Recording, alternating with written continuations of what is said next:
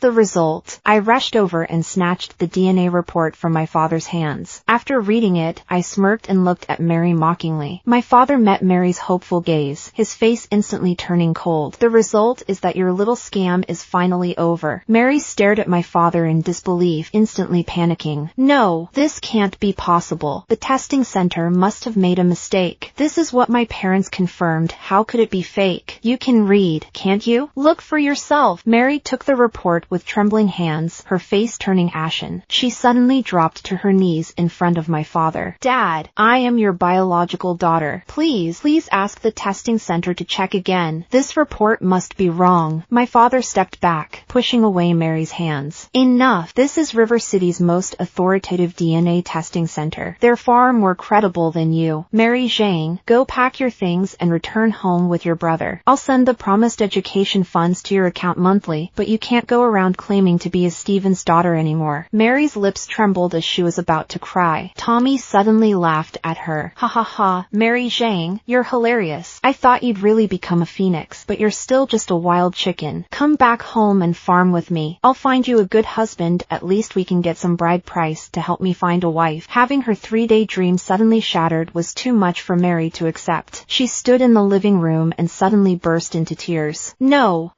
Wah! I don't want to go back to that poor, backward village. I am the real Stephen's daughter. They must have made a mistake. Wah! What's going on here? What happened? James suddenly walked in. Seeing Mary crying loudly, he immediately went over and held her protectively. Mary, what's wrong? Why are you crying? Are you too emotional about the DNA results? See, I told you you're definitely the real Stephen's daughter. After speaking, James looked at me smugly. Kate, we've been dating for a few months. I know you look down on me deep down, but it doesn't matter anymore. Let's break up right here in front of everyone. Oh, fine by me. I couldn't ask for better. I laughed coldly. James then turned to my parents. Uncle, Auntie, Kate and I are incompatible, but I really like Mary. I've discussed it with my parents, and they support our future marriage. I'd like to hear your thoughts. James's inexplicable move truly shocked our entire family. Mary saw that James didn't understand the situation and turned green with anxiety. I finally couldn't help speaking up. James, I think you're mistaken. The DNA test results show that Mary has no blood relation to my parents. In other words, she really is the housekeeper's daughter, not our second Miss Stevens. Of course, if you truly love her, or if the Lin family wants to pursue a marriage alliance with Mary, we sincerely wish you well. James was instantly stunned, staring at me with wide eyes. What did you say? She's really the housekeeper's daughter?